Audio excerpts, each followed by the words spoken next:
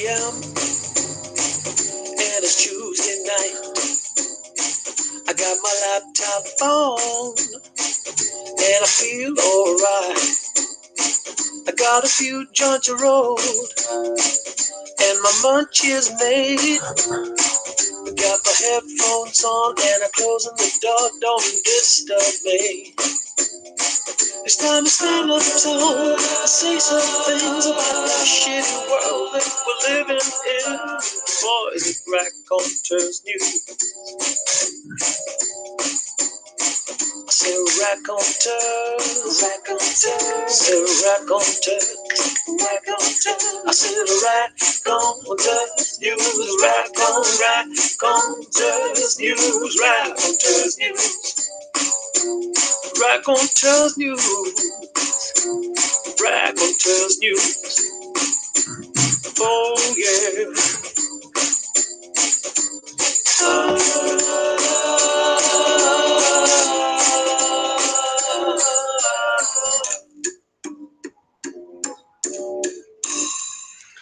Good evening and welcome to Raconteurs News Monday edition. It's the 17th of December 2018 and as usual, I know that's the Tuesday night Christmas intro, but we're using it for Monday as well, with it being Christmas.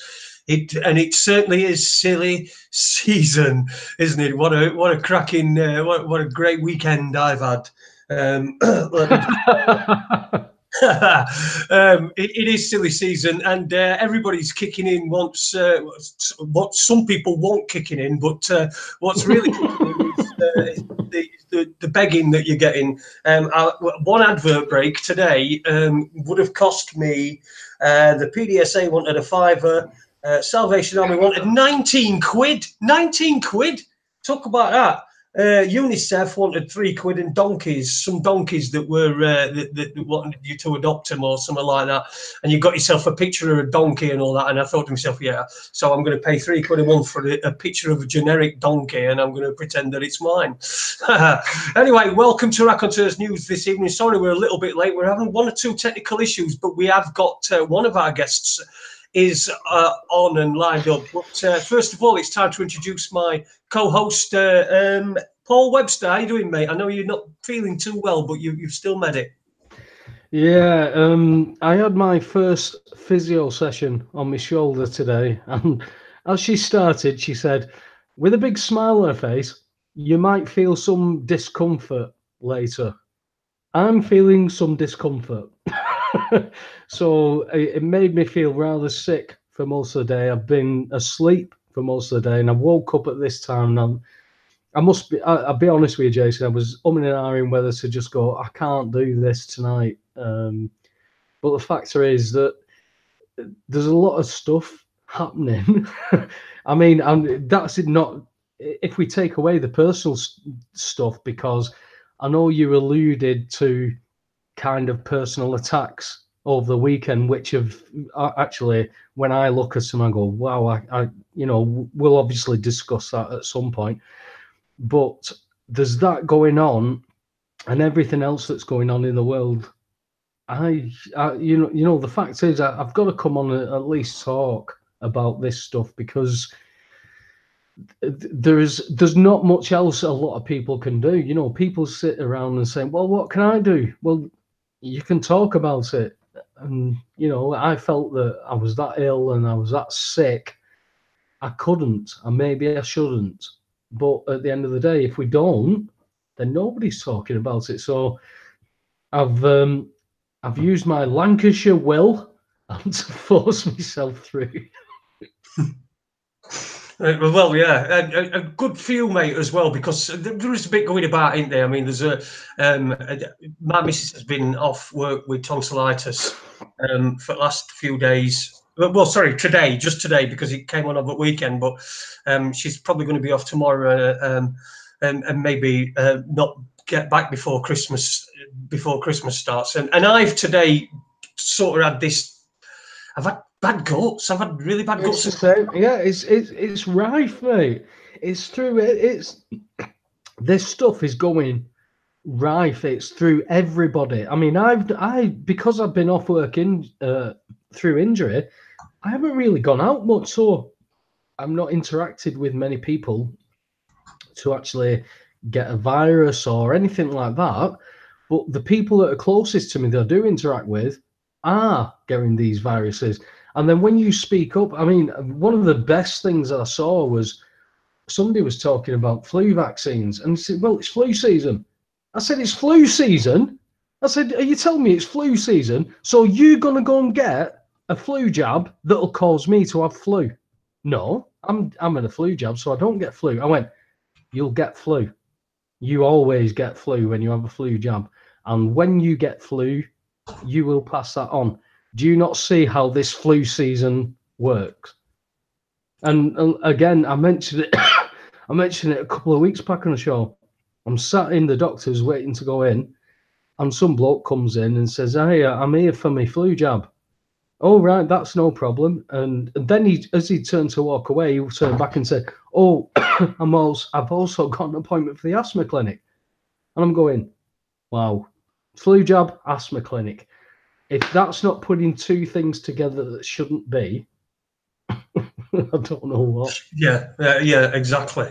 Anyway, we've got our guests. Well, we've got one of our guests lined up. We've invited Schalk. Sorry, Schalk. How can we add him? Hang on a second. How can we add him? Let me just unmute your microphone, Karin. We've had you on before, Karin. We've had Karin is our guest who's been on before, and we've unmute, you git. It won't unmute. I told you not to do it. I told you. Karin, any chance you can unmute your mic from your end? Because I've muted it and now I can't unmute it for some. There we go. Hey, Karin. Andy, are you listening? There we go. Okay, are we good? That's the one. Karin, you're over in Texas, aren't you? Yes, I am. You're originally from South Africa, and Schalk. You know, I've been calling him something completely different all day, so it's going to take me a little bit of time. He's having a little bit of bother trying to get in. I've sent him a couple of invitations. What's the latest? Have you been speaking to him? He keeps getting taken to the app, and then the proceed button won't work for him. It just goes cancel. Right. Karin, it might be a problem, in case he doesn't know, it might be a problem with the browser. It's got to be Google Chrome. I did tell him that. Yeah, it does have to be Google Chrome, but normally he'd get the invite and he'd click on that and it would open up in Chrome anyway if he had Chrome on whatever device he's using. Yeah, that's what I mean, yeah. Yeah, I get him on my Google Chats, but I don't get him on here. All right. Well, listen, we're going to keep trying to get him on, and we want to talk about South Africa now. While I know you'd be able to multitask a lot better than me and Webby because, because of the lack of the lack of brains that we've got. But I'm wondering if you can sort of give us a brief. What's he going to be talking about when we finally get him on? Because believe me, we will get him on. Yes. Well, they were to call out. Oh, that's not my end.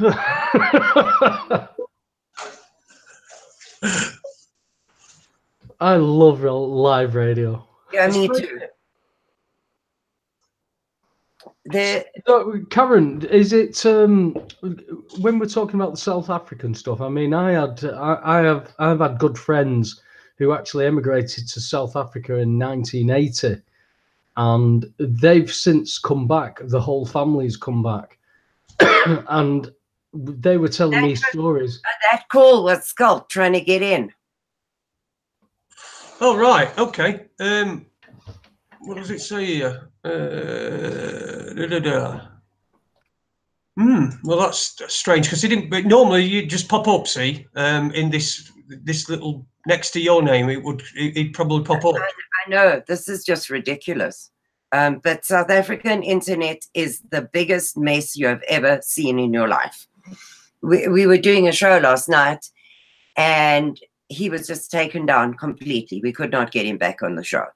So That is why I always try and go on air with him for your sake more than mine, because if he disappears, at least you're not left with dead air. So what we want to discuss is, on Monday this week, there was a call by a political party in South Africa called Black Land First. They base themselves on the Black Panthers, the new Black Panthers here in the USA. I wonder who's funding that, Karin. We know who's funding that. The morning about Soros funding it with his, I think, I forget what the name of his group is, but Open Borders something or other. So anyway, he came out on government-funded television and radio calling for the death of all whites. We're going to kill the men, kill their wives, kill their children, kill their pets, etc. So we were all waiting for... How the hell Karin, how the hell can they get away with doing that when, you know, I can't say that I need a black bag to put in my bin. No, because it's racist. So I'm agreeing with you, Karin. So how is it they can justify the call for mass genocide and everything be okay? It can't. It can't. Ringing. Your call that's ringing there is him trying to get in. I don't know why. It's interesting, that, isn't it? Because there's no point calling. There shouldn't be any calling with this. There's no calling. It's not Skype. There's nothing. It should just be address straight in. Pardon? Yeah. Wow. I don't know. I just don't know, because on my screen it's showing that there's a call trying to come through. It won't come through as any call. It's a hangout, so it's an address bar. It needs the address. Then you join. That there's no ifs and buts here. That's why we seem to be having this trouble. We seem to have lost Karin. Oh, Karin's back. Yeah, this is beyond ridiculous. I don't know what's happening. Right. Well, I'll tell you what I'll do is I'll send him another invite to his email, and we'll see if I'm just wondering whether it seems to me that he's probably not using Chrome. I think that's what the case is, because there's no calling. There is no incoming call. So, Karin, just so we can start talking about this subject, like I said, I've had people who lived over there. I mean, my mate's brother would not go out of his house without a 9mm shoved in his belt. You know, this. Now I'm going back years before any of this. He said, because when he came back over here, Karin, he would refer to black people as like he would in South Africa. So I say, you can't do things like that, you know, because of all the PC and everything. I said, you can't say things like this. And then he would tell me about what happened in South Africa. And he would give me scenarios like, look, how it works over there is the white people know what to do. They know how to farm the land. They know how to plumb. They know how to put electrics in. They know how to do all this. The black people know nothing. And we have to actually teach them to stop doing what they're doing to learn things. That was his version. Now, I know it's very simplistic about that, but there's a definite cultural difference. Now, to whip up that cultural difference to where black people are saying we must kill white people, that's a hell of a whirlwind to be sucked into, isn't it? It is terrible, and this is the only way I can explain it. There are 11 different officially recognized tribes in South Africa, and they would normally be fighting each other.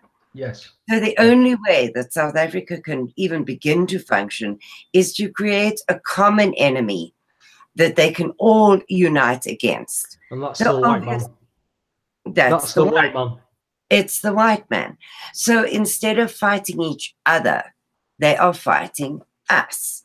And once the whites have disappeared, they will go back to killing each other. I mean, they still do kill each other.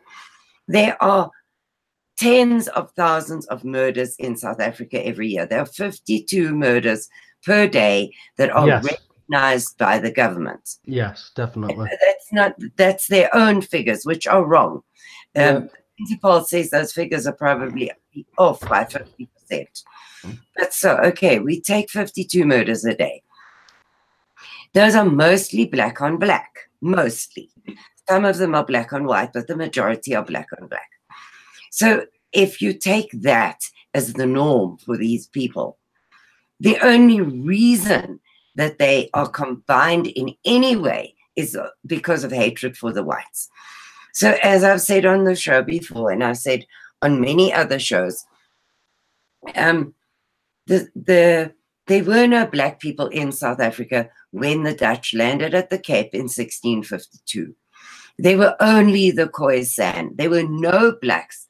They didn't come in contact with blacks until 100 years later. Now, these people have said that we, the whites, stole the land from the blacks. They've even gone as far as saying that when we landed there, we had nothing. They gave us everything we had, including money. They've said that in South Africa. So they have made the white the common enemy. They have stoked up black hatred by saying that we came into their country and stole everything from them, committed genocide against them, slaughtered them, and therefore it is time to take back what belongs to them. And Karin,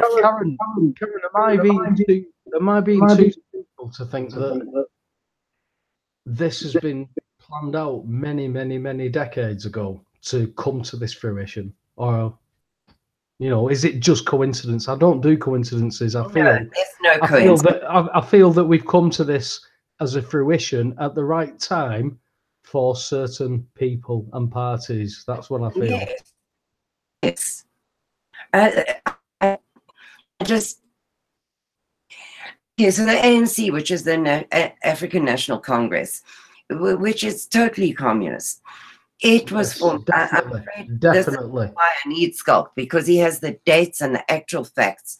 But it was formed during British rule of South Africa, and it was formed by British people in Britain. I don't like to go off about one breed of person or other breed of person, but it was British Jews who formed the African National Congress. Yes, of course. I mean, it's the same.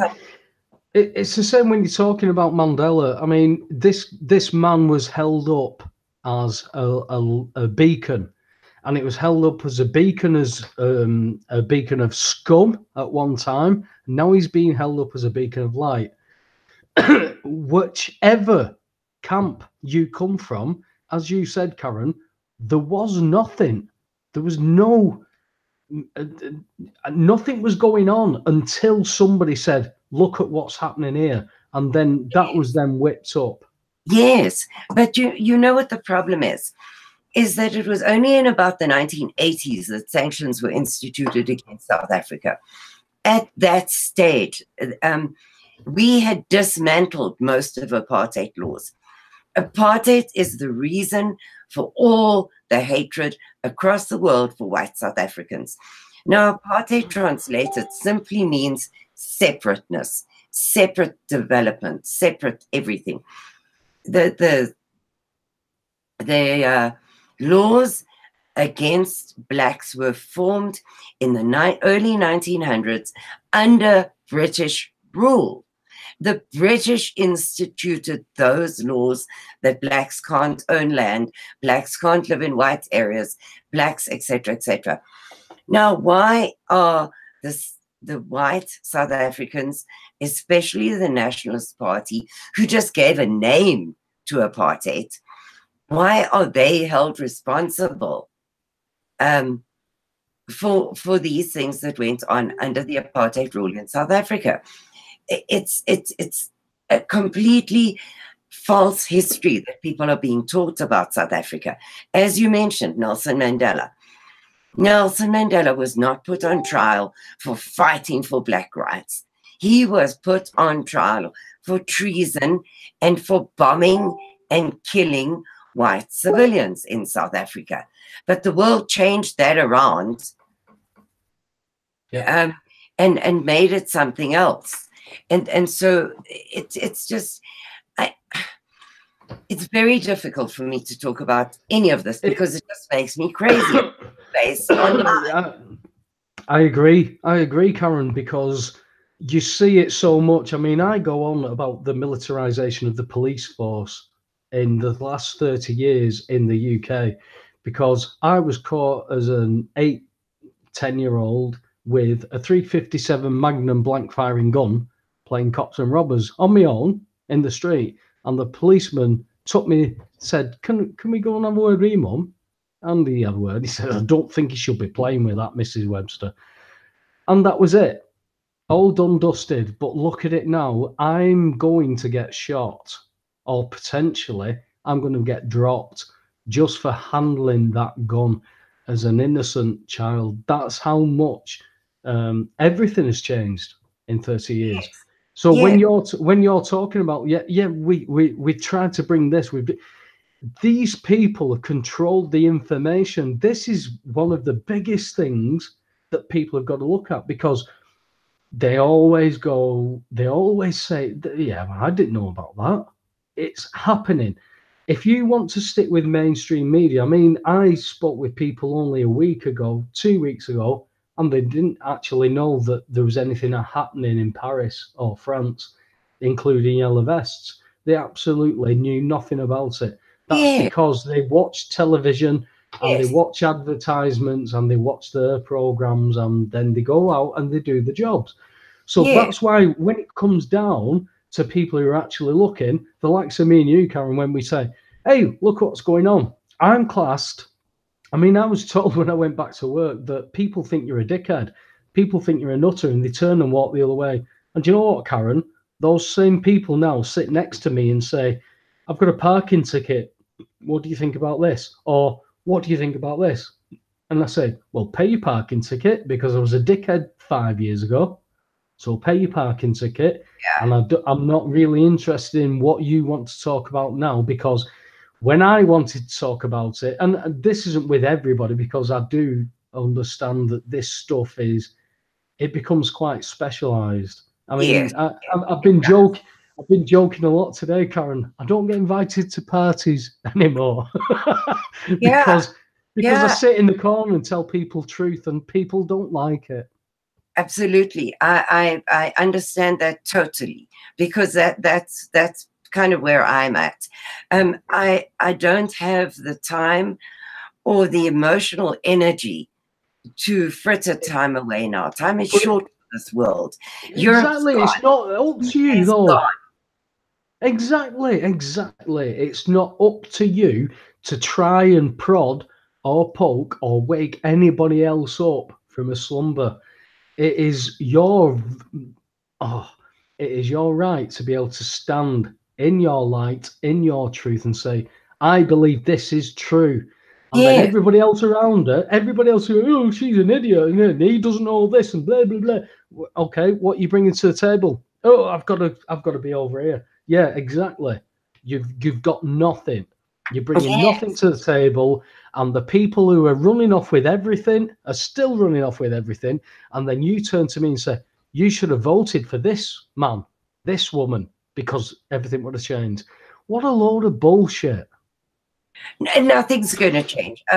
We have had a bunch of us, South Africans, have had actual face-to-face meetings here in the US with politicians with a really good presentation on what is going on in South Africa, and asking them, please just help South Africans that want to leave. Facilitate their visas to come to the USA. That's all we're asking you. 7%. Sorry, Karin, do you think there's a problem? Do you think there's a problem with the... because this is only something that came to mind for me a couple of days ago because of people who I know of the Krugerrand and the conversion rate. If you convert sterling to Krugerrand, you're at quite a disadvantage. But if you convert, or at one point anyway, because you might be more up on this than what I am, but at one point, if you had a lot of crew grand, you could convert it to dollars or sterling, and you would be quite wealthy. The exchange rate one way was absolutely magnificent, and that was the draw of my mate's family, because he was a mechanic, he was an engineer, he could go over there and do stuff. And he said, he said, Paul, he said, I can tell you, we lived like kings. I says, what do you mean? He says, well, we had servants. And yes, they were black people who were servants. He said, but we didn't treat them like servants. They just did that as a job. He said, but when if we had food left over, we'd go down to the bottom of the garden and we would place it in something that people could walk past and eat, because that was to me, what he said to me, he said that was the divide. We had, they didn't. He said, so that was the bridge that we tried to make. Now, I know how that is now. I know that can be twisted and said, well, you shouldn't be living like that because these people, and you're living off these people, blah, blah, blah. We now know that if you leave, to be fair, the white, I can't say even white people, because it's the banks and it's corporations that have kept Africa, South Africa, North Africa, but they kept Africa completely and utterly under any establishment of trying to be their own country. They've been stifled. They've been stifled, and that's a purpose, and it is our purpose, because Africa is one of the richest nations in the world if we talk about minerals and stuff like that. Absolutely. And as long as we can keep those tribes arguing and killing each other, and we can fund one or the other, then everything is perfect. What it's come down to now is the white people the black people now saying, well, we want all this and we're taking it. The black people who are wanting to take all these farms cannot farm. They cannot feed themselves. And, it's the proverbial, even though we know this ritual shit goes through every society, but it's the proverbial snake eating its own tail. Absolutely, because some of the farms that have been taken from the farmers, supposedly with compensation. Some of those farms that were claimed by black tribes by saying, well, my great-great-great-grandfather, he fed a goat on this area 100 years ago. No, literally, he grazed goats. No, I understand. I get you. It belongs to us, okay? So the government then said, okay, you have a fair claim, and supposedly paid the farmer fair market value for his farm. The blacks who had then gotten that farm tried to sell it back to the farmer because they want money. They do not want land that they have to go and work on. Do you know the beauty of it is, Karen, is they don't actually understand what money is. That's the beauty of it, because they're asking for money. Yeah. They don't even know what they're talking about, because people go, what, you're going to give us your physical land, and we're going to give you pieces of paper. Yes. Beautiful. Wonderful that. But so some of the farms that have been taken over, for instance, the tea estates in the Mkhubas Kloof in South Africa, they were beautiful. Now, my parents had a farm very close by, so I know this place myself. I've been there often. They had beautiful, where you got English tea, with scones and cream and etc. on the patio overlooking the tea estate. And this tea estate just rolled for miles down the mountaintop. It was beautiful. And they gave this over to the blacks because, well, my great-great-grandfather grazed a goat there. This place is an absolute damned wreck. There is nothing left. Nope. One of the biggest citrus exporting farms in South Africa, also up in that area, was given over to the blacks. Now, every orange that you ate practically anywhere in the world came from this estate. They chopped the trees down for firewood. They used they took the house down to its foundations. There's nothing left except foundations. It doesn't make sense to me. How can a government that has stolen the country, blinded its bank, take away their only money-making things to give? I think you've answered your own question, haven't you? You've answered your own question. The reason that they do this is so that Africa will be beholden to the moneymakers, which are the bankers. Now, let me tell you this one. So now they're going to expropriate the farms, and this is not just farms. It is any property you own. So it is your business, your home, your car, your furniture, your intellectual property, everything that you own, they can nationalize without any compensation. In other words, steal it from you. So they put out a list of the first farms on this list for expropriation. And guess what? By sheer coincidence, wow, look at my shocked face. These farms sit on huge mineral wealth. The first ones sit on coal supplies. No, your shocked face as well. Your shocked face. I'm not having it. They wouldn't do things like that. No, it's coincidence. Absolute coincidence. So these first farms sit on coal supplies. Now, in South Africa, the electricity is supplied by one company only, a government-owned company called Eskom, the Electricity Supply Commission, who have been, as you know, having rolling blackouts over the country for the last number of years because, well, the white man did it, that's why.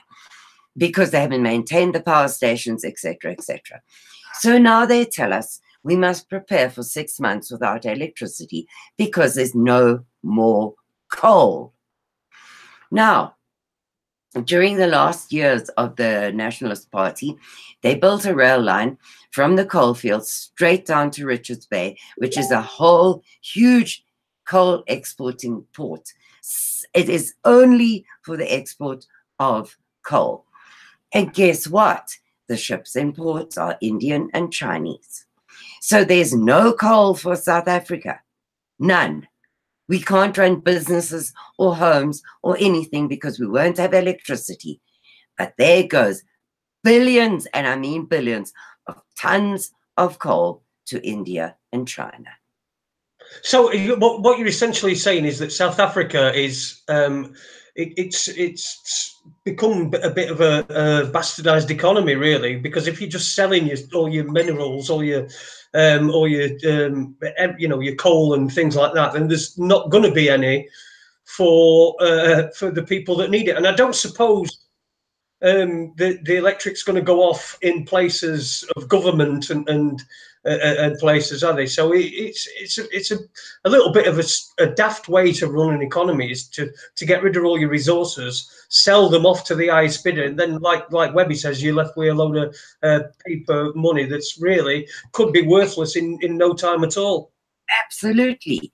I think that is the plan, because they want people to look at Africa as, look at those thick black Africans that can't do anything for themselves. That's how the world needs to view them. Now, the fact is, when we're talking about the farms and everything, they can't know how to farm. I mean, I was told by a man who grew up from a 10-year-old boy into his adulthood in South Africa and said, these people can't do things. They don't understand things. They're not, they portrayed them as like animals, in the fact that you need to teach them, you need to train them. Now, I can't give any credence to that or not, because I have not been there. But this man said, look, we had to do this because they would have, honestly, if we left them to do it, and this was his words, he said, if we left them to do it, there wouldn't be a country. It would be in an absolute mess. And now that's 30 years ago, Karin. Yes. Well, that is the whole point. You know, people don't understand apartheid. There's too much politics, isn't there? Way too much. Apartheid was because there were never more than 6 million, and even that's pushing it, white people in South Africa.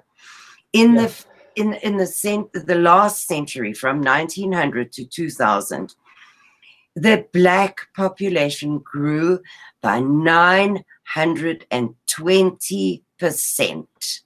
Wow. Now, if apartheid was so bad and we were genociding these people and we treated them so badly, how did that population grow like that? You know, you'd have stopped it. If there was genocide going on, you would have stopped it. It's the same with the Palestinians. The Palestinians, there's genocide going on, yet, you know, the Israelis justify that. Now, we didn't, the white people of South Africa didn't justify anything. They said, this is the situation.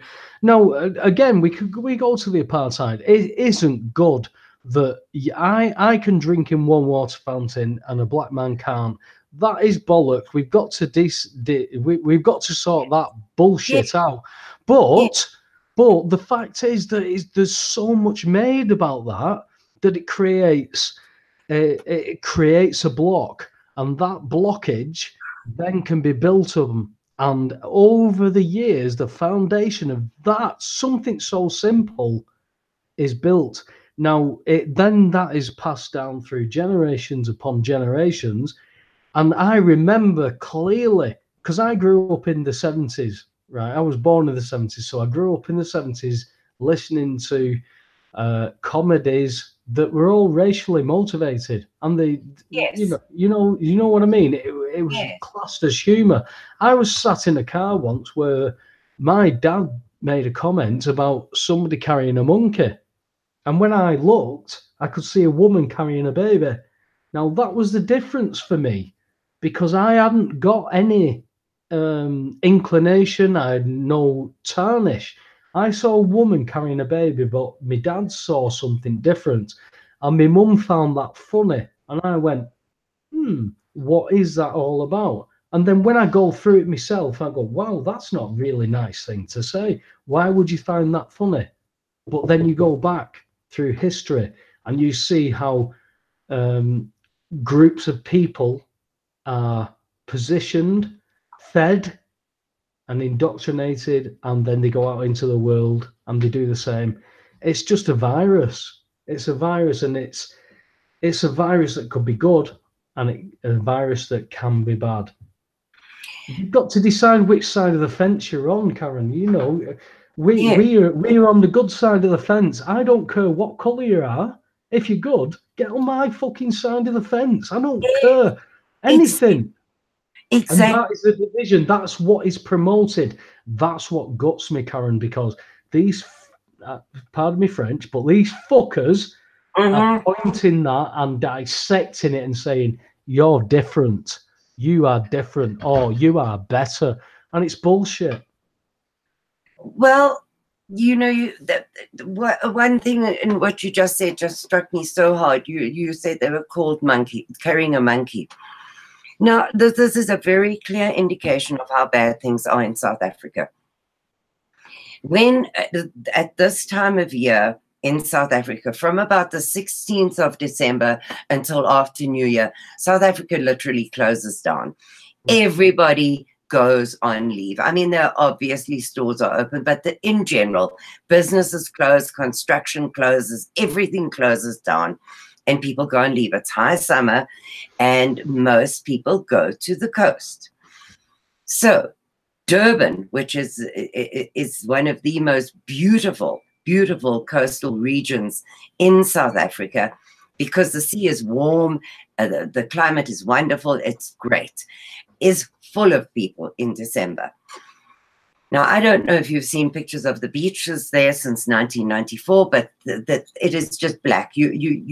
You can't see anything. And once the December holidays are over, they have to bring bulldozers in to bulldoze the feces out of the beach. It's quite disgusting. So a lady who lives on the coast posted on Facebook that these people are like monkeys. They just drop their garbage where they stand and they poop on the beaches. They are like monkeys. She has gone to jail for 3 years for saying that. Yeah. But this guy who stood up on state-run radio and said, it is time to kill the whites. Exactly. Their wives, their children, their cats, and their dogs, and has since gone on to defend that statement. And that shows the agenda. That shows the agenda right That is open. A perfect illustration of South Africa. Yeah, that's exactly how it's gone. I mean, I've not spoken to a lot of people in my circles about South Africa and the farmers, but when I have, and I've mentioned about white people being genocided, and that's actually being promoted through state media in Africa, I can tell you that the response is, well, karma. Yes, that's what they get. That's what they get. That's exactly what we get. Now, if we're going to just deal with karma, that means that we'll never, ever, ever get out of this cycle. So we'll be in a satanic cycle forever. Who wants us in a satanic cycle forever, Karen? Who would want us in a satanic cycle? You know, all I want to do is to see that I estimate that there can only be 3 million white people left in South Africa. The official statistics say 4 or 4.5. But if you look at how many have been murdered and how many have left, I don't believe there can be more than 3 million. Now, out of that 3 million, 1 million of them are living in direst poverty because of the affirmative action, what they call broad-based Black economic empowerment laws in South Africa. Whites are excluded, officially excluded from the job market. Now, if you can't work, it's a death penalty, a total death penalty for you and your children. 1 million of these 3 million are useless. You're useless. Yes, and these are well-qualified people with university degrees who used to run the country. They are in these camps through absolutely no fault of their own, simply because they're white. Now, could you imagine that, Karen? Could you imagine saying those sentences involving Black people in this day and age? There would be a world outcry. It would be absolutely anathema, wouldn't it? Yes, it would be. But nobody wants to even acknowledge or look at these facts. I work with a group, or I'm closely affiliated with a group that works in these camps. They work with 480 of them, of the camps, and there are new ones springing up every day. In fact, just before I came on this show, I thought I wouldn't be able to do the show. I was crying so much. There's a group in South Africa that is working with these people, and they posted a picture and said, anybody help with this mother and 2 children? And they showed where she is living. She literally has a blanket under a tree where she is raising 2 little girls. And this is where they live. Now, you know that being born on the streets and being white in South Africa is a death sentence. They will rape those 2 little girls with broken bottles. They will kill them in the most horrific ways. And then they will use their body parts for the witch doctor to make medicine for other Blacks. And I can't. I understand it. I can't bear it. I think of my daughter and my beautiful little grandchildren who fortunately escaped that hell, but they're one of the few that can. And there's no country in this world that will take those people in. None. There's not a single country that acknowledges that there are people living like that in South Africa. And it breaks my heart. Yeah. Yeah. I And feel yet it. I feel it, Karin, because we can't even get tents here and send them to them because they will be stolen. Or if they arrive, we send a container full of food and clothes. Then what we do is we look at the blanket foundation of what you just said about South Africa, that you can. This is happening, right? In England, it is worth social services to take a child, because for one child it's £80,000 per year. Now they've subcontracted, so you've got private companies that are working with social services. The only reason that they could function and make profit is to take children, and that is not to defect from the fact that there are families that need children taken away from them because they are the bad. They cannot bring the family up. So I do understand valid reasons for taking children, but when you put a monetary when you put a monetary incentive into taking children, you automatically say, is there any legal way you could take these children? And that is what they look at over in this country. And I know kids who are taken for nothing. I also know kids who have been taken because they had a damn good fucking reason to take them. Yeah. Kids would have died or otherwise. And so I do understand there's a fine balance, but what we're talking about with Africa is you're trying to give over.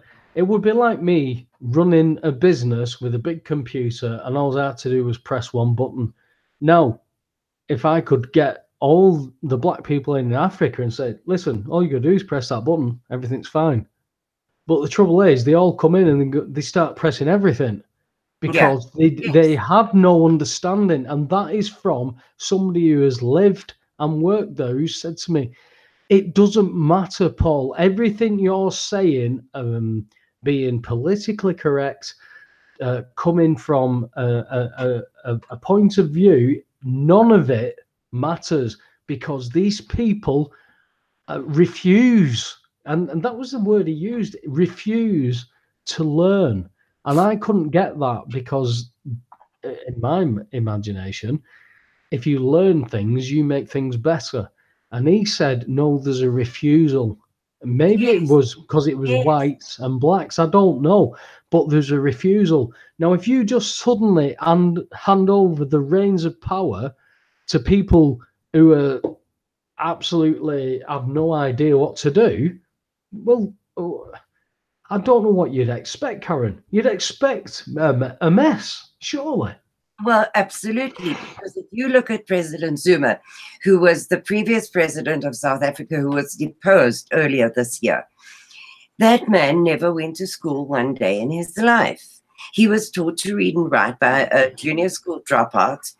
He was a goat herder for his father. What a perfect candidate for a president. And he was president of this country, and he ran with the previous ones, but I mean, he ran this country into the ground.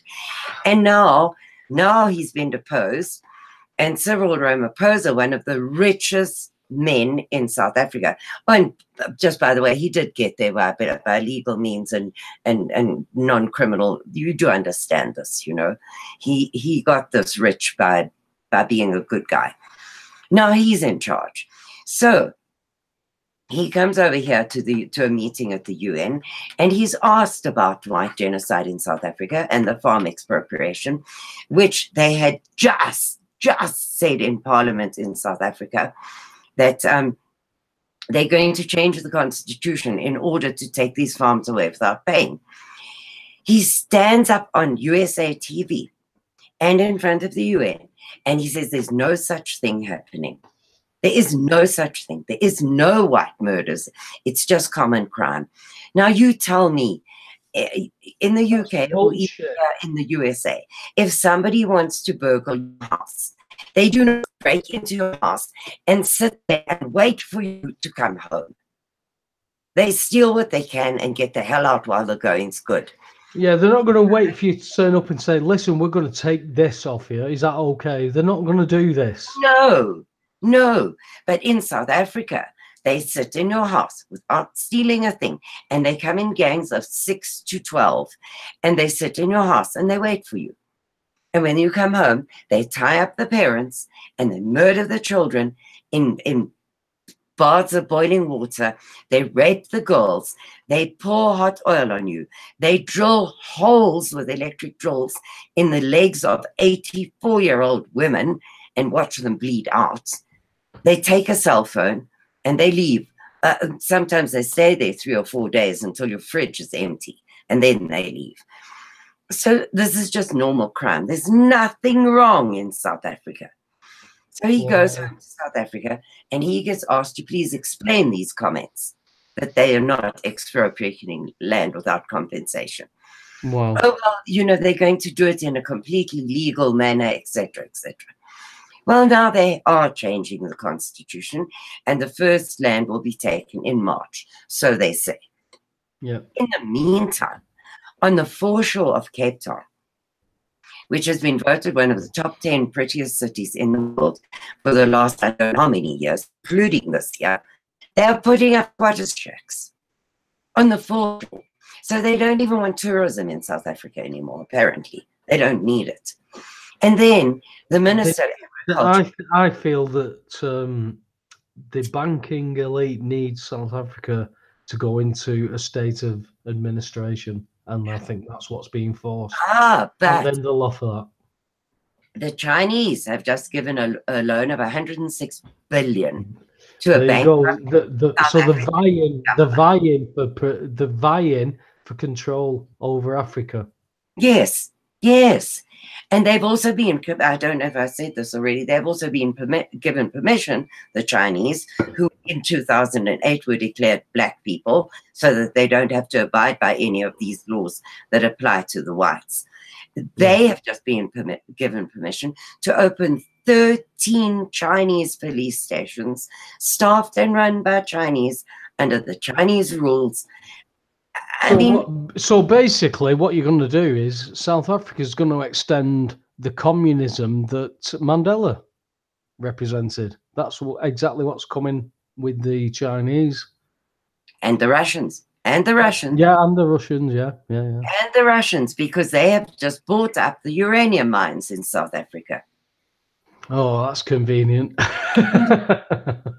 All very coincidental. You do understand. Yeah, it's complete coincidence. None of this has happened for a reason. Or no, not one bit of it. It's all just coincidental stuff. You'd be an idiot to think there was any of this connected, Karin. But it tells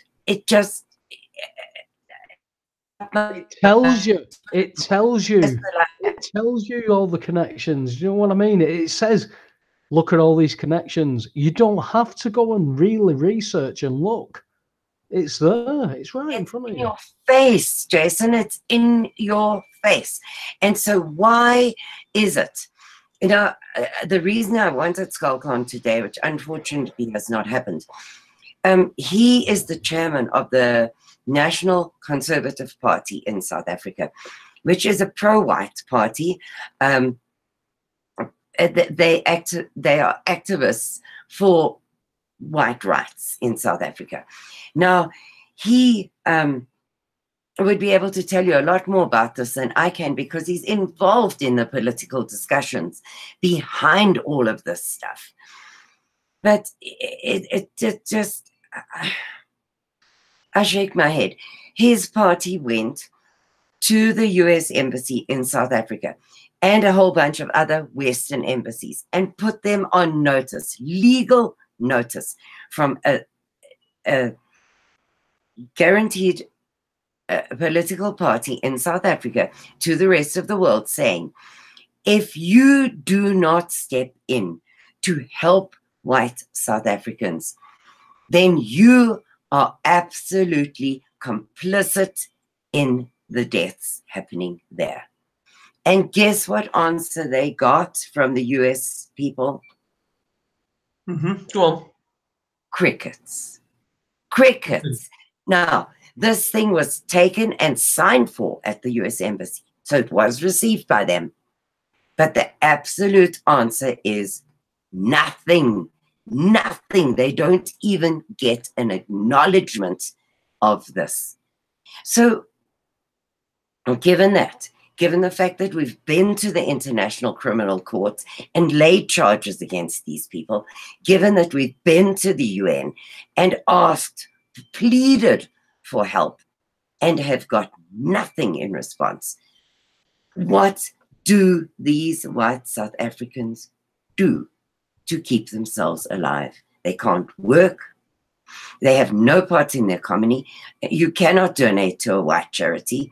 You cannot help white people. There is no white social security, child grants, help, nothing. What do these people do? It seems to me that since apartheid ended back, it seems as though it's deliberately been manipulated to become a polar opposite of that, if you know what I mean. So the blacks are the ones with all the power, and you've got the same thing happening that happened during the apartheid years, only in reverse. Yes, but it's a majority. There are maybe 3 million of us and 70 million of them. Right. So why do you have to have 120 race-based laws protecting the majority from the minority? Does that make any sense? I mean, race-based laws anyway in any civilized society wouldn't exist, and you know, South Africa was criticised back in the apartheid days for the very same thing. But like I say, it seems to have gone round a complete polar opposite to what it was. Listen, Karin, thanks for joining. We're at about an hour, so what we're going to do is we're going to play a record. I know Webby's had to go off. He's just he's had to go off because he's not very well. So what I'm going to do is I'm going to play a record. A big hello to everybody in the chat room, vibrant chat room as usual. Eric Cookie Monster's in there. His show is on after ours, and I know you did want to have a debate with me, Cookie, and we'll sort that out. And maybe the second hour of your show tonight, if you're doing 2 hours, I may come on and we can thrash that out between us. Hello to everyone else. Jones in the chat room. She's going to be coming over. She's going to be coming on the show tomorrow night. It's the Andy show tomorrow night. It's the last one of the year, I think. Apple Charlotte's in there as well. Dinny, hello, mate. Richard Kinsit. Everybody who's contributing in the chat room, you're all very welcome, and we love you very much. I'm going to play a record, and then we'll be back in about 5 minutes.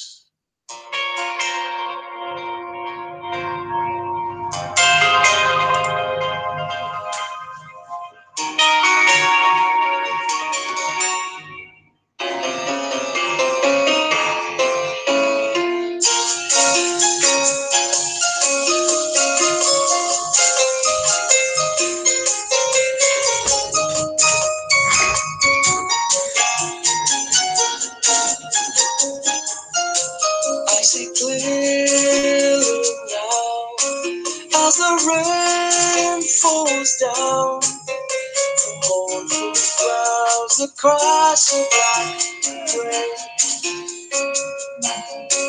You're affecting me ecologically as you chase so long the butterflies away. See the people frown as the rain comes down on lit cigarettes, the raindrops fade again. But I feel unchanged every time that it rains. could never be the prisoner to the sky. But the harder it falls, we get trapped in walls. So by memories of our failures, and it's pouring over me.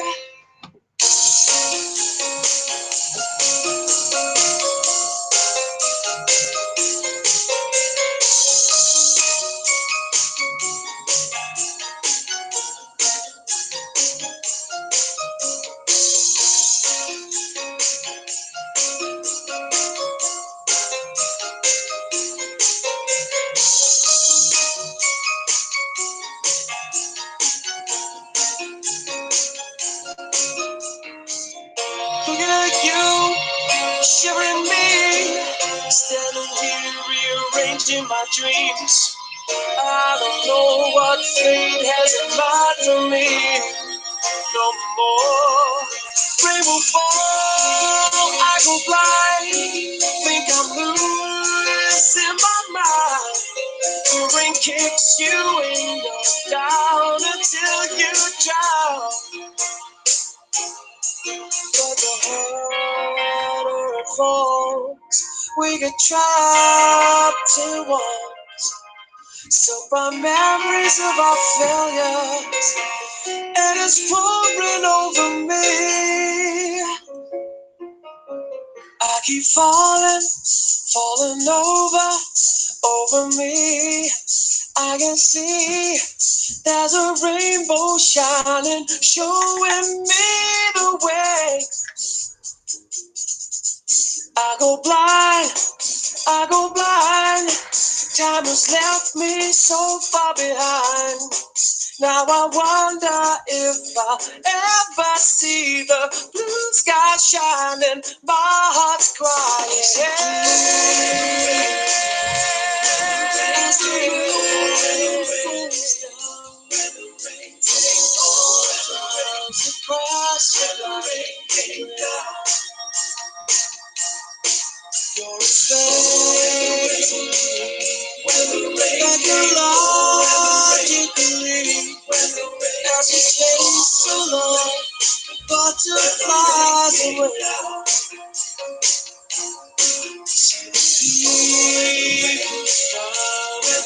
As the rain comes down on its cigarettes, the raindrops rain down.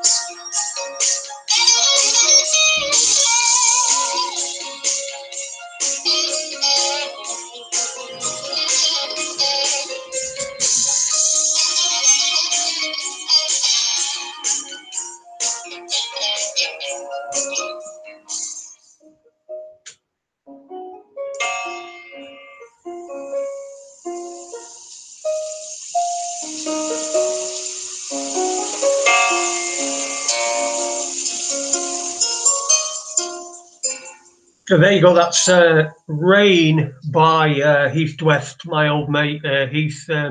We played that because we don't have to pay any copyright stuff, and everything goes hunky dory, and we never get any problems with YouTube or anything like that.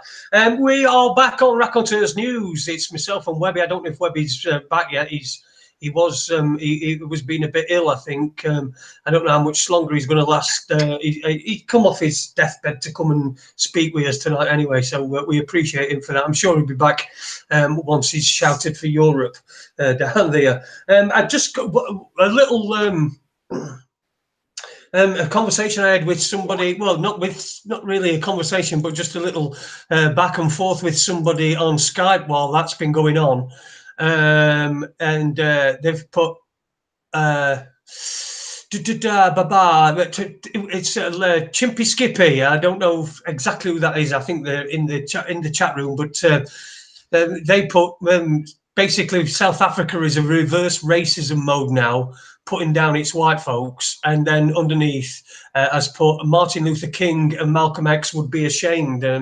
What do you think about that? Oh, but Also, what I wanted to ask you as well, Karen, we've got Karin Smith with us. She's a South African, originally from South Africa, but now living in Texas, but has links back to South Africa, family and stuff like that, and is on the pulse of what's going on there, because we're not going to get out from mainstream media. So to start this second hour, I wanted to ask you, how's the king these days? Well, yeah, this is a very sad story, because in South Africa, the whites are their own worst enemies, I think. They cannot link hands. The Boers hate the English because the English had concentration camps during the Boer War and wiped out 3/4 of the Afrikaner population, etc., etc. So we have this huge language fight in South Africa, and they can't join hands on anything. So the king, who is the only person, really, the Khoisan are the only people who have an international legal right to secede. Unfortunately, 3 other groups of whites have now put in their own secession documents to try and secede the same area the king has seceded, and so the whole thing is kind of grinding whole, because it's going to wind up in forever and ever. So that's where we're at right now. It's not going to happen because the whites cannot get their own act together. Right. So, yeah, in case anybody's wondering what we're talking about, we had a king on, the king of the sovereign state of Good Hope. I think I can't, you know, if I try to say his name, I'll probably just make a complete mess of it. But Cornelius III. There you go. But it was very, very interesting, and such a nice guy as well. And we had him on Raconteurs News a while ago. So if people want to have a look back and have a look at that, it was a very interesting interview from my point of view anyway. Karen, where do you want to go in this second half? We've got about 50 minutes left, so I just wonder where is it you want to go? What's the message that you want to get out there tonight? Well, we need people to take this very, very seriously. When is completely even left of left. The Black First is an offshoot of the economic freedom fighters. Now, the economic freedom fighters are even more communist, socialist, really, than the African National Congress. They believe that everything should be nationalized, owned by the government, and shared amongst the people. So Andile, who is, I'm sorry, I cannot pronounce his surname, it's MX and my tongue can't do it. He was an economic freedom fighter with Julius Malema, but they had a disagreement, and he branched off and formed Blackland First, which in their own documents are based on the Black Panthers. So he has obviously gone even more to the left than these two to gain more popularity. If he can go on government-run radio and say that the time has come, we must kill all these whites, and there is no comment from the government at all. So that no comment internationally either. I mean, you would have thought that would make international headlines, but it seems like when Israel earlier on this year, they deemed that any Africans needed to be out. They'd be paid to be removed from Israel, and any that were still around after the deadline would be. So again, you know, we've got 2 racist states. One is predominantly black, and they're the ones that are calling the shots, if you will, and the other one, Israel, is predominantly white, and it's, you know, these racist states are not being reported. I don't know what it's like in America, but we hear very little of South Africa. If we hear anything of South Africa, it's just rubbish. Yeah, it's all rainbows and unicorns if you hear anything about it on the mainstream. No, we hear nothing here, and that is why I started this process when I came to the States 8 years ago, because I thought we'd be big news. And I saw that there was absolutely nothing being said anywhere. So I thought, well, somebody has to do something, do a little bit there, and maybe make a difference. Mainstream the news network here, fairly new in competition with Fox News. They called One American News Network, and they report regularly on South Africa. But they're mainstream, but not mainstream enough, not big enough to be able to make a difference. So the only thing I can do is do as many alternate media shows as I can. And I think we need people to pay attention, because this is coming to your country if it's not there already. South Africa is the blueprint for the rest of the world. You can see what's rolling out in Europe. You can see what's happened to Europe with these invaders. And they bring their black savage ways to Western countries. And they want to get rid of the Western civilization in their own country. Then they flee to a white country and turn it into the same thing that they fled from. And your country is going to go the same way if you allow it.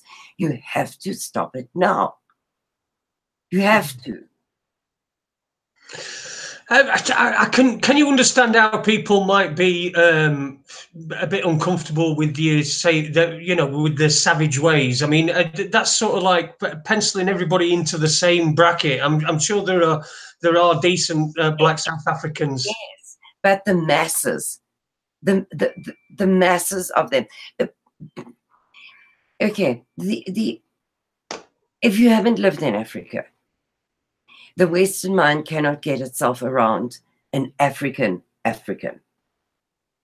They cannot understand that a country that calls itself a Christian nation still gives such power to witch doctors. Witch doctors in South Africa have the same rights and powers as a medical doctor. They make muti out of body parts. I can't explain this without sounding super racist, but all I'm doing is trying to report facts. An African seems to be generally inherently violent. There have been over 500,000 murders in South Africa in the last 24 years. The 99.9% of them are carried out by blacks, and about 80% of them are black on black violence. So for me to say that they bring in their violent ways, it is literally true, because I could see you struggling, aren't you? I could see you struggling to try and.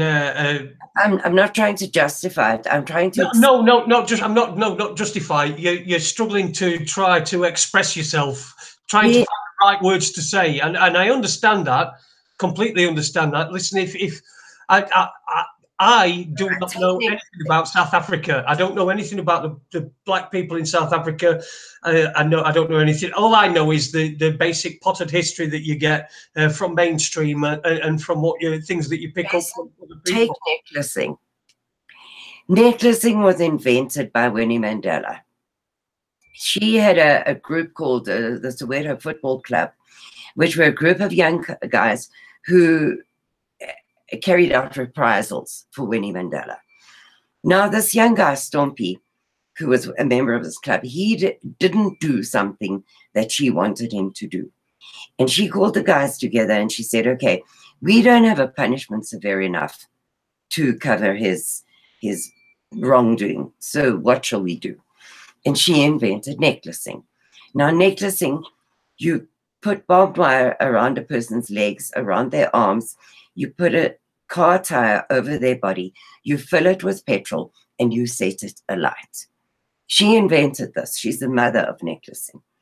She then went out and said on public television that with our matches and our tires, we will win back this country. Now, as far as I know, this method has never been used on a white person in South Africa. I stand under correction, but I have never heard it being used against a white person. But until today, they still use this in the streets against, in xenophobic attacks. So against Zimbabweans or Mozambicans who have come into the country and they think they're stealing their jobs, they will necklace them. Now tell me that from a person with the international name knowledge as Winnie Mandela, somebody like that can invent something like that and not be said that they have inherent savage ways.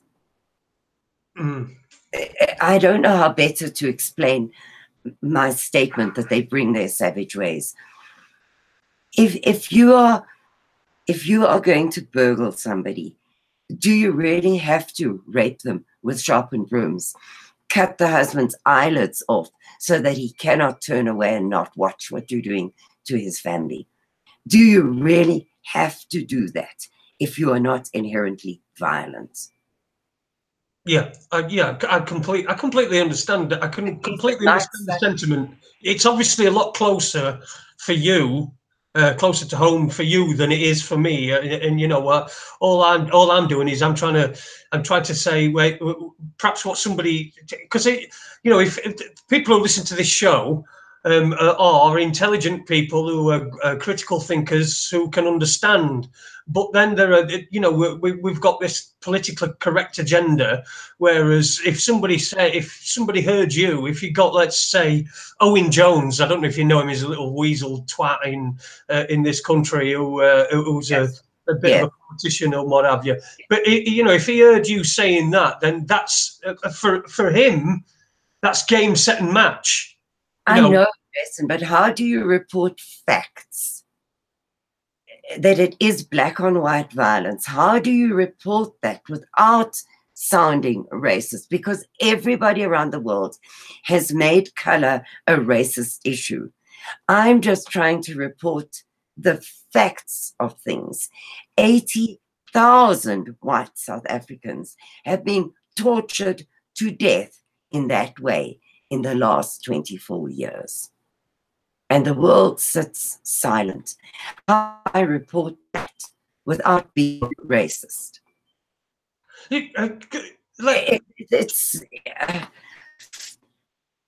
Sorry, just moving away just a little bit. I just wanted to ask you this question: are there still farms in white-run farms in South Africa? And if there are, what sort of life are they living? Are they in fear every 2 minutes, or do they have the security? Perhaps they hire some security to be the perimeter. What's it like? Are there any left? And what's daily life like for them? All right, I'm going to read you in answer to that an email that I received. I'm going to read you this. So it's from somebody in South Africa who is living this every single day. Each night, I know it could be my turn and that of my family's. What I don't know is how many attackers will surround my bed before I wake up. I lie in bed as the hours tick by and I wait. I don't want to be awoken by armed men ready to inflict brutality on my children or me. As I try and calm my greatest fear, I listen for unfamiliar sounds. My heart pounds like a mile a minute with each new unfamiliar sound. Most nights, I don't sleep. Nobody sleeps. Most nights, I lie awake and think of a neighbor, perhaps a family member that was attacked only days before. How my world has changed. I don't drive at night, and we no longer sit in our gardens day or night. How terrifying the shadows have become as they walk by my home. How unnerving the voices in the distance are. I listen to others around me. They don't say much, but the fear in their eyes reminds me that we're all just waiting for our turn. I live from day to day praying that my turn and that of those I love would skip us. I know that when they do come from my family and me, we won't stand a chance against the fight that will come in like a thief in the night. The numbers will infiltrate my house, my safe place, when they come for us. My heart is broken. My footprints are covered in the blood of people like me. I feed off the soil where blood is spilt every single day.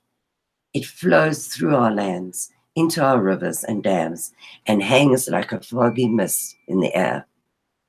My president doesn't care if tonight perhaps is my turn. Tomorrow morning, he won't even know my name. My life does not matter to my president or to my country. Tomorrow morning, he will tell the world once more that there are no farm murders in South Africa, and my death, or that of my children, will be classified as normal crime. Because I am white, my turn will come. And that answers your question, I think. Yeah, right, it certainly does, yeah. And I don't think there's anybody, and that, is there nowhere, no farms that are safe that don't feel like this? And, you know, it sort of begs the question as well, if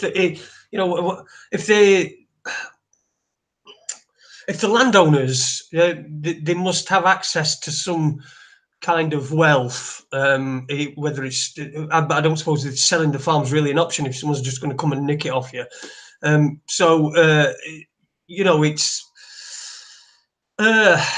a difficult one, isn't it? It's difficult to imagine and to understand. There were 30,000 commercial farms in South Africa in 1994. Today there are 30,000. Last week there was an auction of farms that have gone bankrupt, and they couldn't even sell those on auction. The farmers have said they're not going to plant this year, because if their farms are going to be taken away from them, why put that money into the earth to be taken away from them? There are more of that 30,000 functional farms, 10,000 are up for sale. Those farmers will never be sold, because who's going to buy one, knowing that next week it can be taken away? So the Minister of Fisheries comes out and says, we don't need farmers because food comes from the supermarket. Yeah, of course it does. Apples don't grow on trees. Tell me again, how racist is it to report on the things that these people are doing? I don't need to mention their color, I suppose. That might be a better thing. But if you look at newspaper reports in South Africa, where they very, very seldom report on crime, they're not allowed to. But if you look at a report, you'll always see the picture at the top is a pair of white hands in handcuffs, although the perpetrators were not white. So I don't know how you approach this subject without seeming racist. And it's very hard for me because, as you know, they shot my father, they shot my brother on their farm. I think that's the point, Karin. You can't explain it. The factor is there is a racist element to all of it, but if you're white, you can't be racist. You know, it's you are racist completely if you're white. That is being ingrained in culture that isn't facing anywhere near like the problems of what the white African farmers are facing, which is, you know, get off our land. Well, that's great. You know, they come on, they kick you off the land, they kill people, they rape, they do all this, and then they've got a big farm, and what do? Fuck all. Exactly. So exactly what they're doing is they're genociding themselves by genociding white farmers. Yeah.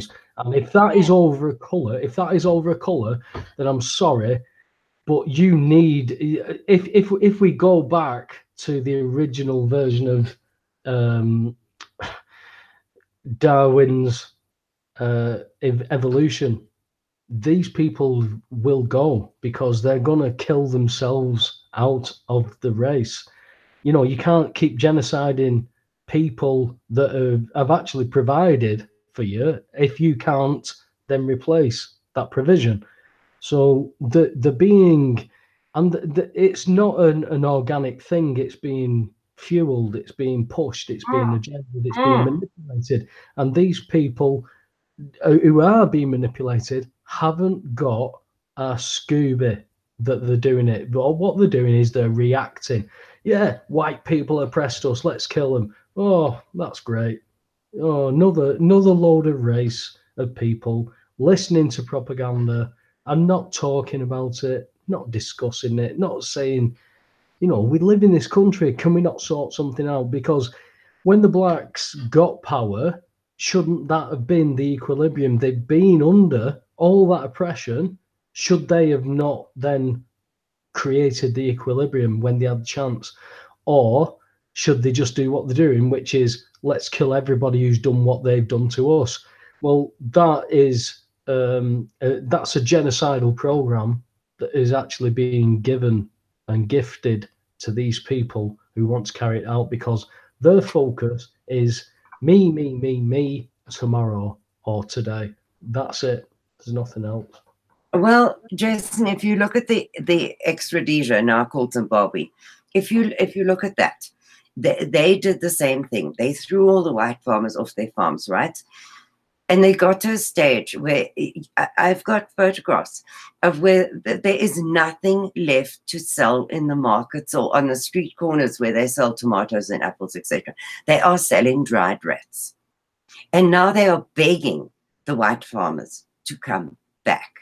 Now, a farmer went back, and he was then attacked by the veterans of the Zimbabwean war and thrown out of his farm a second time. So anybody who goes back has got to be crazy. You've already had it taken away from you once. You've gone and settled somewhere else, and now you're going to go back and have it done to you again. I don't understand, because the people are going to starve. There has been a massive population growth in South Africa. You can't get that through, Karin. You cannot. You can't get that fact through to people that you are genociding yourselves. There is no food for you. So now what you're going to do is say, can the outside world help us?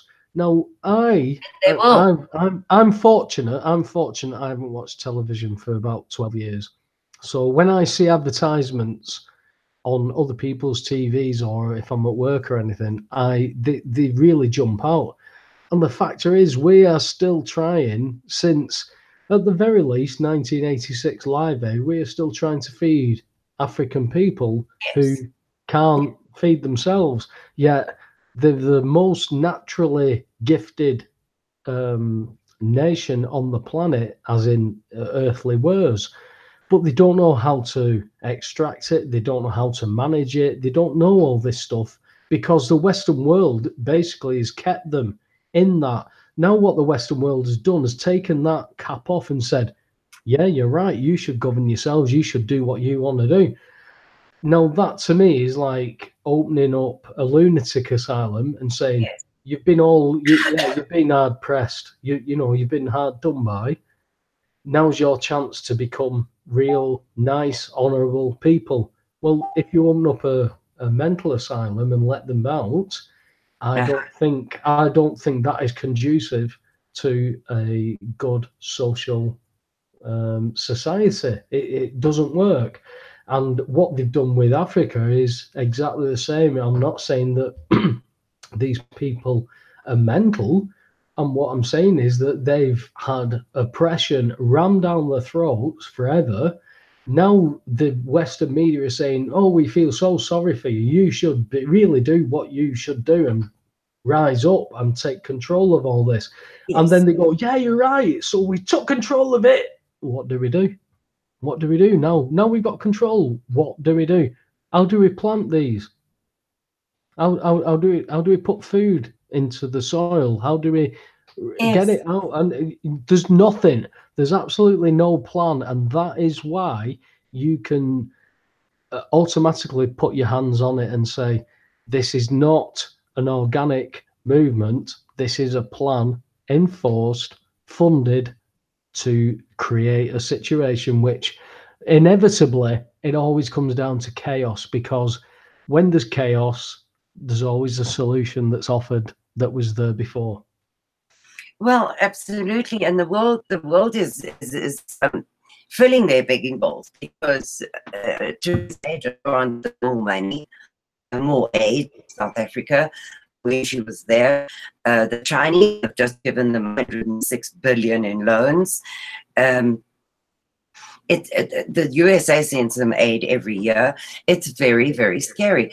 But I need to tell you another story that is it's scary.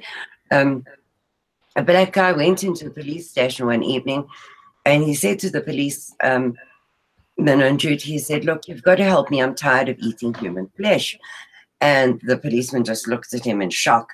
And out of this fluffy pink backpack he had on, he took out a human leg and he put it on the counter of the police station. And so the police said, "Oh my goodness, we better do something." So they investigated this village where the guy lives. And a village in South Africa is a collection of mud huts, novels, they're round, they've got thatched roofs and floors, etc. They went to the village, and lo and behold, all 300 people in the village were living off human flesh. And the people of the village were selling their children, as you would sell your cow to the butcher store. They were selling their children to be eaten by the villagers.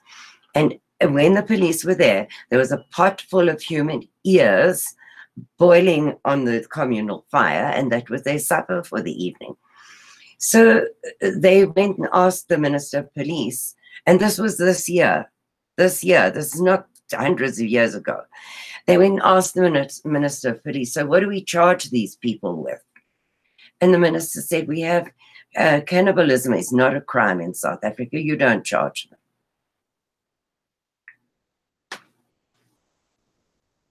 Wow.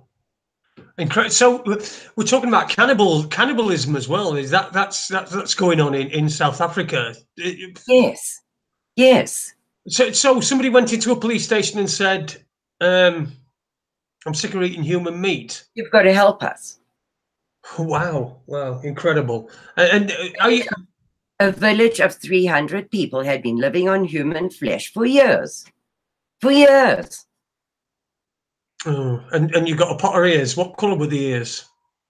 They were probably black, because when they investigated, they'd been selling their own children and the neighboring villages' children for food. So I am assuming, and I don't know because there's no crime here, I'm assuming that the neighboring villages were doing the same thing. Yeah, you wouldn't have thought it were an isolated incident, would you? No. So, Jason, you have to understand the inherent violence, the inherent cannibalism, the not seeing anything wrong with this. It is so okay that you go hand yourself in at the police station. It's okay to do this. It does beg a belief. It does beg a belief. And as Paul was saying before, you know how it's things have changed in South Africa, and you would have thought that once you got black rule, you got a black president, and black people had got what they were fighting for all those years. You would have thought that at least they would have tried to occupy the moral high ground, but it just doesn't seem. It seems that they're just hell-bent on revenge on somebody. And let's face it, most people these days had nothing to do with all the oppression going on. No, they didn't, because the apartheid laws were mainly off the books by 1982. So, okay, so this guy, let me tell you, this the same guy, when he went there, he stated that so the was interviewer says to him in this tiny little voice, "Are you going to kill me as well?" And he said, "Yes, of course, you're white." So the liberal groups in South Africa think that by being liberal, they are immune from all of these things. But the interviewer nearly had a heart attack when he said, yes, of course we're going to kill you. You're white. I can't wrap my head around it, Jason. You're looking at me in total shock here. But I myself can't wrap my head around any of this. It's so hard to come to grips with the violence on one side, I want to kill you, and the whites on the other side saying, but there's nothing wrong in this beautiful country. It's all rainbows and unicorns and a lollipop or two thrown in here. You know, how do you understand any of it? It is difficult to get your head around, to try and wrap your head around. It's such blatant and obvious and open calling for death to whites. I just try to imagine the scenario a different way around. In this country, I can't imagine, I don't know, Boris Johnson coming out and saying, you know, we need to have death to all blacks. And these people that are saying these things, are they getting major coverage in South Africa? Yes. And nobody in South Africa is saying anything. Nobody's going. Wow. Okay, so Steve Hoffman, who is a very famous singer in South Africa, and also a very famous activist, his group went to a police station to lay charges against this man, and the police refused to open a case.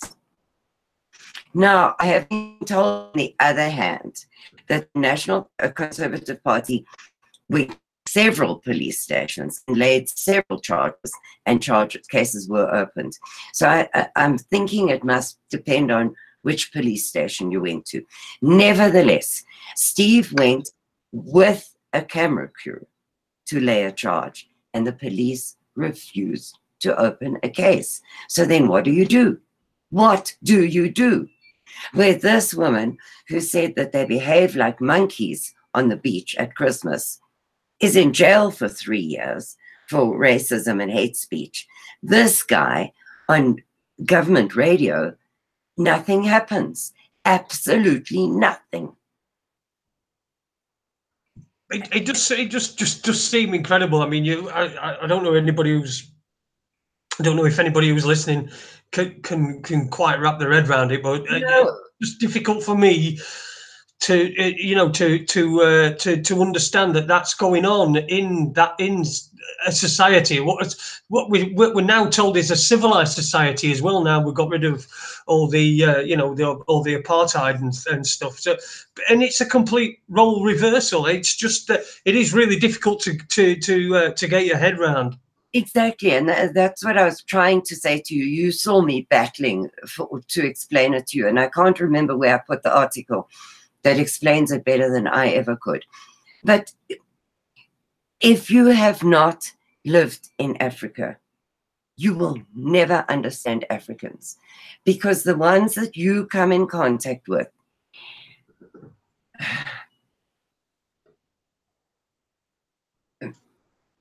it's going to sound awful if I say it. Anything I say is going to sound awful. But they've been civilized by living in a Western society for however many years. Whereas in Africa, they are living in their own culture, their own ways, ruled by their own chiefs, indoctrinated by their own Sengomas. I mean, the Sengomas in South Africa have told the black populace that the cure for AIDS is sex with a virgin. And by extrapolation, the blacks believe that raping a white baby will cure AIDS. Now, that is the government's fault entirely, because under the Prime Minister, that the president that followed Nelson Mandela, he said that there was no such thing as AIDS and HIV. It was white man's construct to use condoms so that they didn't breed. So there was no such thing. And when they attended a worldwide AIDS forum, they took garlic, lemon juice, and beetroot, because that was the cure for AIDS, was those three things. And that was what was on their stands at this international Fight AIDS forum. Garlic, lemon juice, and beetroot. And our president, Zuma, who was deposed earlier this year, he slept with one of his aides, a la Clinton, and she had AIDS. His aide had AIDS. And he's told the country not to worry because he took a shower the morning. Because he showered the next day, so no, he's perfectly okay. He's AIDS-free.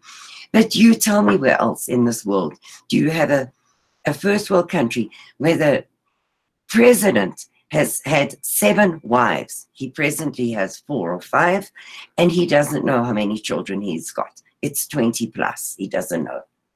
I mean, yes, I sound racist. I can't change any of that, because these are the facts of how these people live.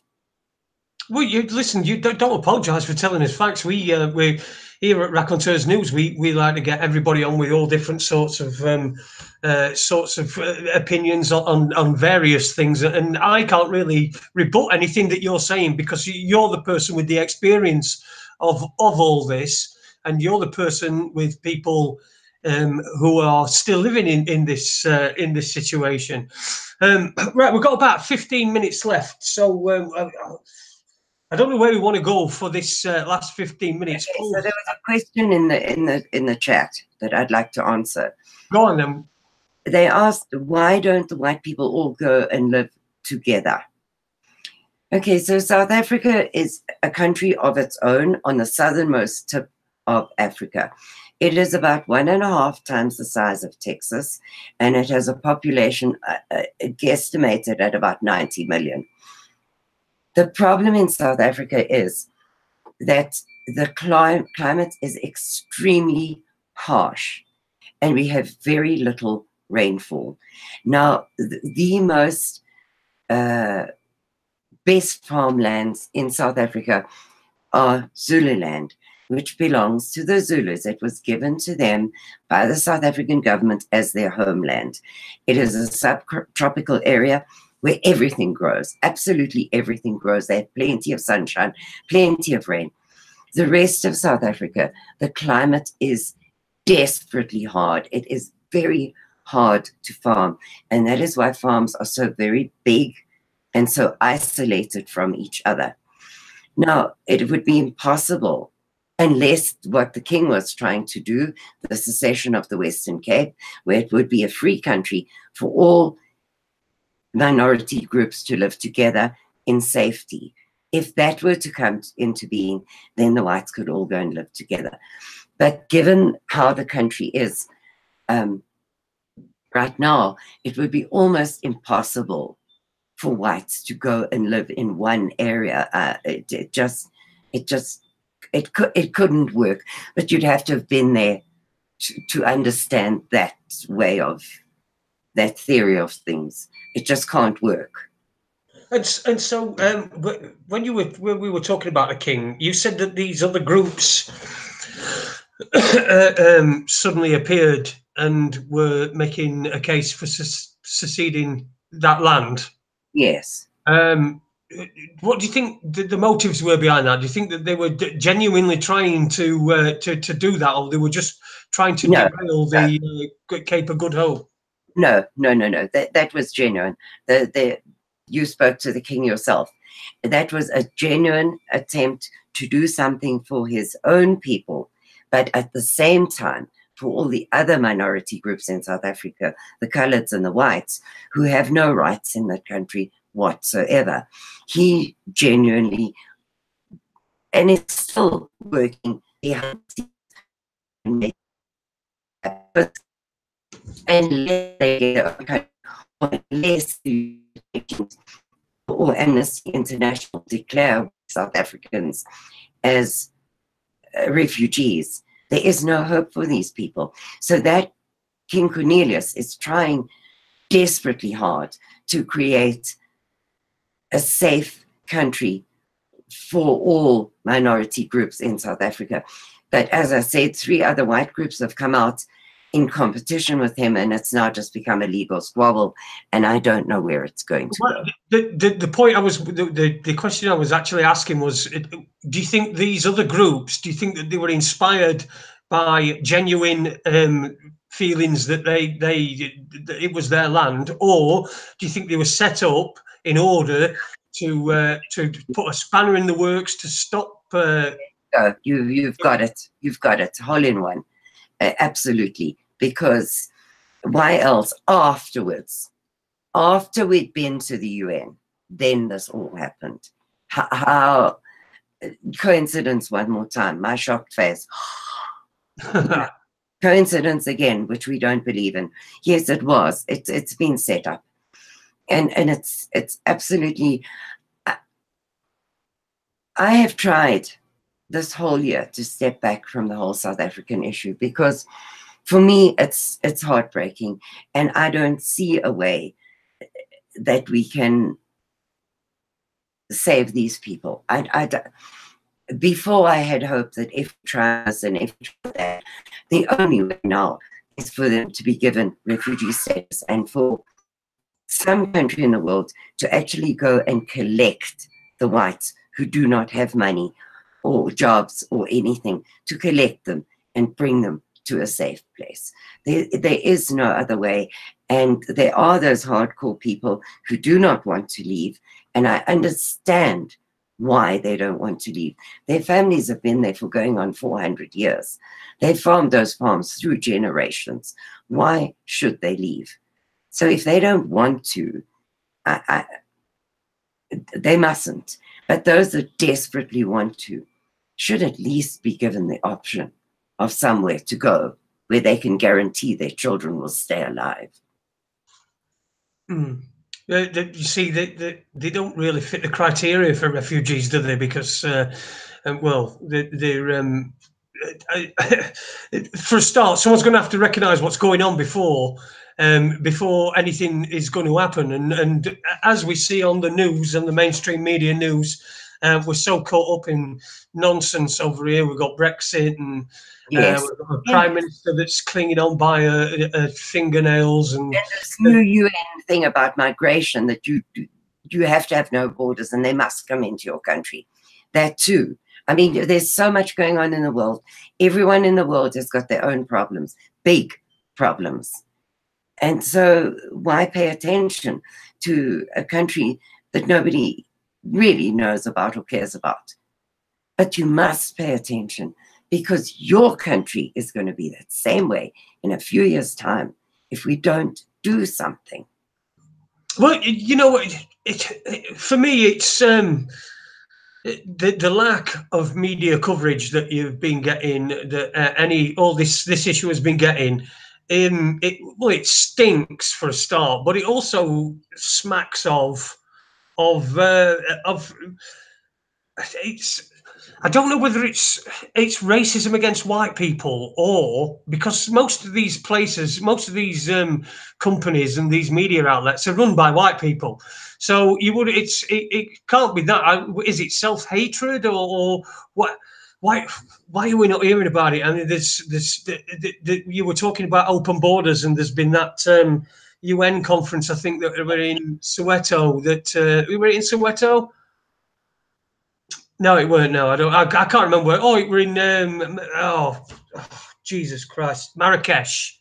It was in Marrakesh, a UN meeting where countries signed up to open the borders and to agree that migration was a human right. Now, do you think that could help people of South Africa, the white people of South Africa that want to leave? No, because the problem with these poor people who are in the squatter camps in South Africa, they don't have a fixed address. So in order to get your paperwork from the South African government, you need a fixed address. So they can't get a passport. They can't get a police clearance. They can't get their tax clearance. They can't get their birth certificates. They can't get a damn thing because they don't have a fixed address. So now what?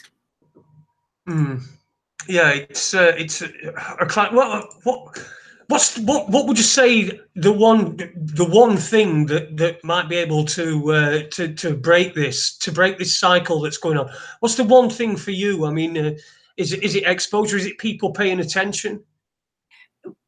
You know, if we had all those liberals who came out against apartheid, and you know, we won't play Sun City and waved their lighters in the air and called for peace in South Africa and all of those things. If those same people came out again in the same numbers and said, look here, we were against what was happening in South Africa, but what's happening now we're against as well, then we might achieve something. We need voices, noise, and numbers, and we don't have it. We don't have it. Because in your own chat room here, somebody said payback's a bitch. I mean, that's an outrageous thing to say. I don't know that word, but you know, yeah, there you go. It's in your chat room right now. Let me see. May I get it? But it is in there. Well, I mean, again, there are people. You don't need to apologize for it. I get it every single time. I get over 500 emails a day, and half of them are hate. They hate me. So it's okay. I've heard it all. It's not your fault. People are like that, and there's nothing to be done about it. But please understand that payback is not wrapping a baby white child in newspaper and baking it in the oven in front of its parents. That is not payback. Nobody, no matter what their ancestors did, deserves that. Nobody. Think on that before you tell me payback's a bitch. We never did that to black children. We never would think of doing that to black children. That is not payback. That is just bloody cruelty at its highest, most satanic form. I wouldn't agree with the payback thing. I'm a white guy. I've never done anything that to oppress anybody, and I certainly wouldn't appreciate being cast into something that went on quite a long time ago. Anyway, listen, we're getting towards the end of the show. We've got a few more minutes left. I just want to just thank you, Karin, for jumping in at the moment when we couldn't get Schalk. Schalk van der Merwe we were going to have on, but unfortunately we were unable to get him on. Again, apparently he had similar problems last night on an interview, so perhaps not to be don't be too surprised about that. Oh, listen, I'm going to give you a couple of minutes, this last word, and then we're going to have to say au revoir or sithe, or whatever you want to do, Yorkshire or French. Okay, so let me just say this. There is no way that we can help by sending goods to South Africa because the post office is in disarray. There are 80 million pieces of post behind that they will never catch up on. And if you send things to South Africa, they get stolen on the way.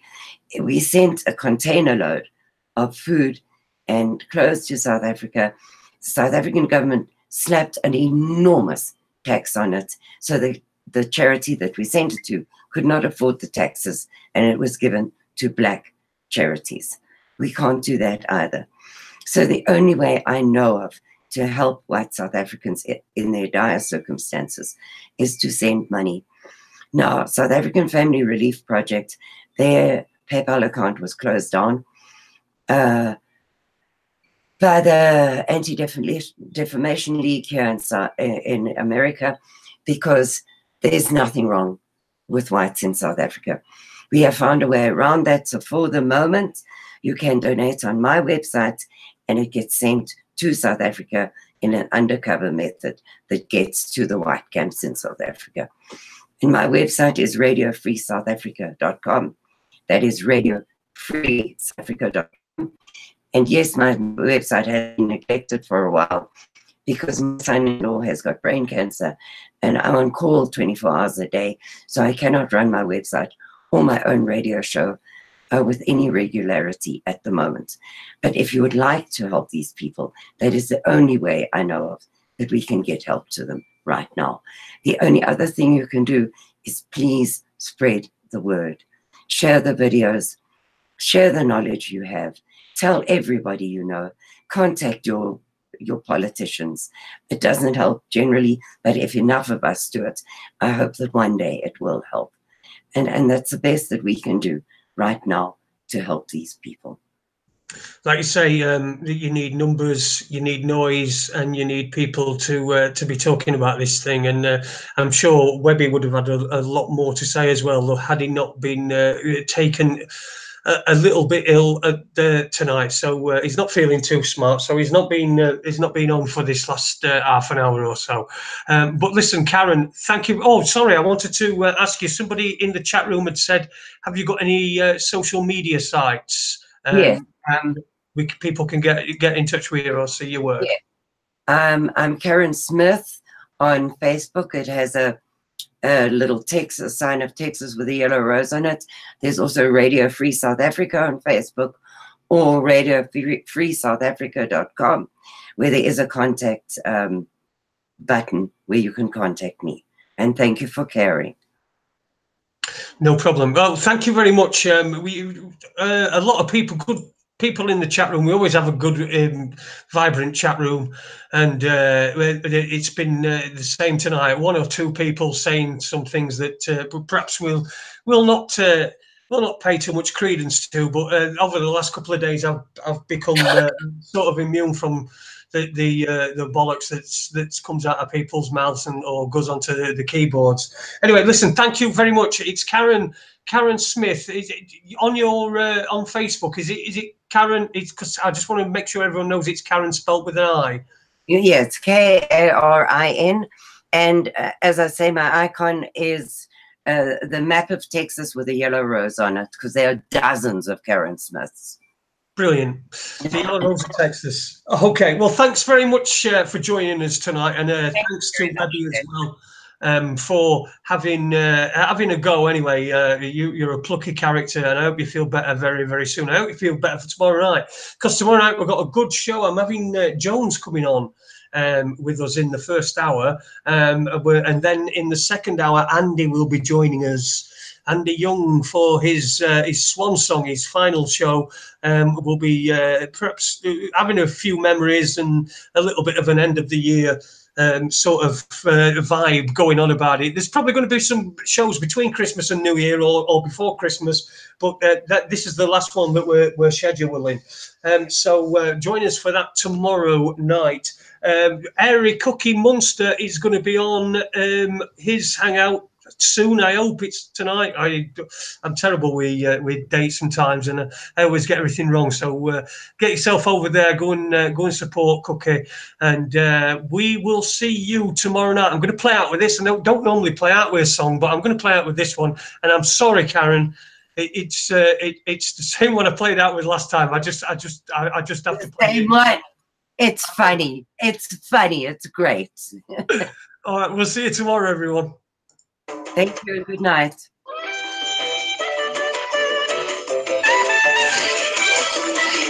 I've travelled this whole world of Mars from Barnsley to Peru.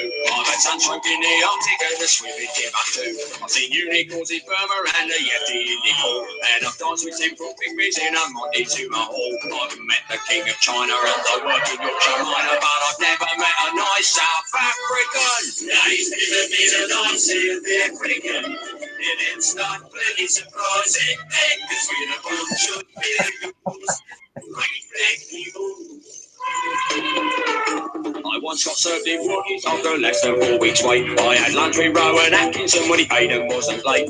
I know a public swimming bath where they don't piss in the pool. I know a guy who got a job straight after leaving school. I met a normal Merman and a fairly modest German, but I've never met a nice South African. No, he's never met a nice South African. And it's not really surprising that if we're a bunch of Timothy's brothers who smell like bubbles. I've had a close encounter of the 22nd kind. That's when an alien spaceship disappears up your behind. I've got directory inquiries after less than 40 rings. I've even heard a decent song by Paul McCartney's Wings. I've seen a flying pig in a quite convincing wig, but I've never met a nice South African. No, he's never been a nice South African. It's that bloody surprising thing. We're a bunch of ignorant lamb with no sense of humour. I've met the Loch Ness Monster and he looks like Fred Astaire. At the BBC in London, he's the chick and the Chanel. I know a place in Glasgow which is bright with daffodillies. I met the man in Kathmandu who claimed to have 2 willies. I've had a nice pot noodle, but I've never had a poodle. I've never met a nice South African. No, he's never been a nice South African. And it's not bloody surprising then, because we've never met one either. Except they're bacon, blatant family, he's emigrated to Paris. Yes, he's one of us at the African, but he's hardly ever killed anyone, and he's not smelly at all, that's why they put him in prison.